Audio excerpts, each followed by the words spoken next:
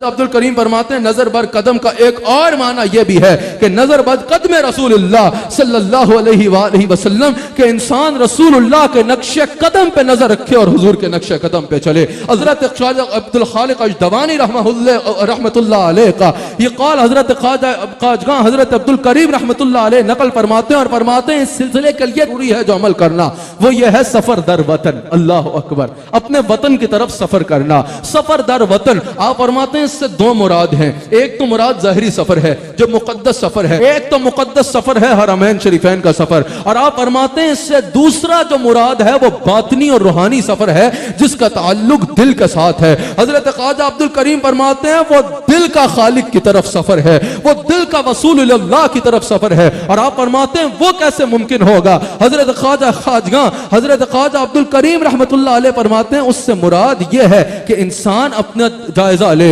इंसान अपनी तख्लीक के गौर की तरफ गौर करे, पैदाइश के मकसद की तरफ गौर करे कि इंसान की पैदाइश का मकसद क्या है। क्या उसको खाली दिहाड़ियां गुजारने के लिए भेजा गया है कि जाओ इतने साल पूरे करके जमीन पे आ जाओ गुनाह बखेर के? नहीं, कहा कि गौर करो अल्लाह ने तुम्हें क्यों पैदा किया है। अल्लाह फरमाते हैं हमने जिन्नों और इंसानों को तख्लीक किया है इसलिए ताकि वो इबादत करें। और आप फरमाते हैं कि तख्लीक का मकसद इबादत है, लेकिन सिर्फ इबादत पे रुक नहीं जाना।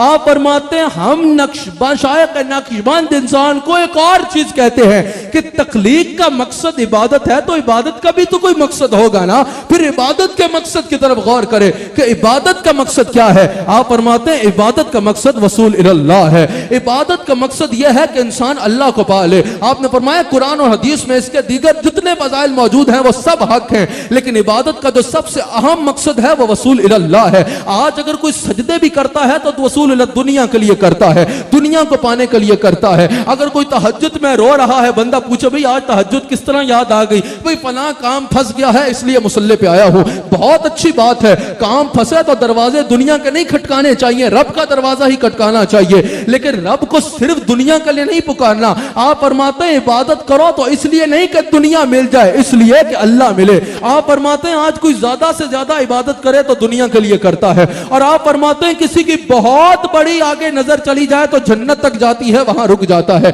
इन सूफिया की अप्रोच देखो, कहा कि अगर कोई बहुत बड़ी छलांग भी मार दे तो बस जन्नत तक जाकर रुक जाता है। बिल्कुल जन्नत की दुआ मांगना लाजिम है, लेकिन आप फरमाते तुम या इबादत करते हो दुनिया के लिए या जन्नत के लिए। आप फरमाते हैं इबादत करो तो दुनिया के लिए नहीं, फकत जन्नत के लिए नहीं, अल्लाह को पाने के लिए करो। अगर अल्लाह मिल गया तो दुनिया भी तुम्हारी और जन्नत भी तुम्हारी, दुनिया भी तुम्हारी और जन्नत भी तुम्हारी। आप फरमाते हैं आज लोग सजदे से उठते हैं और कहते हैं जी सजदों की लज्जत नहीं आती, हजरत जी नमाज पढ़ने का किबला मजा नहीं आता, सजदों में लज्जत नहीं आती। आप फरमाते हैं तुम्हारे सजदों में लज्जत कैसे आए कि तुम्हारा सर अल्लाह की तरफ झुका है और दिल में दुनिया है, दुनिया के लिए अल्लाह को सजदे कर रहे हो। आप फरमाते हैं अगर इबादत की लज्जत लेना चाहते हो तो इस अंदाज में इबादत करो, या अल्लाह मैं तेरी इबादत इसलिए कर रहा हूं ताकि तू मिल जाए। आप फरमाते हैं अगर अल्लाह मिल गया तो दीन भी तेरा, दुनिया भी तेरी और जन्नत भी तेरी होगी। फिर आप फरमाते हैं कि अल्लाह ताला ने ज़बूर में इरशाद फरमाया तो जो अहयाउल उलूम में इमाम गज़ाली ने नकल किया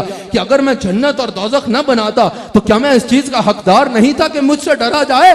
सबसे बड़ा जालिम है वो जो जन्नत की लालच में मुझसे प्यार करता है और दोज़ख की वजह से मुझसे डरता है। मुझे वो पसंद है जो खालिसतन मेरी खातिर मेरी इबादत करता है।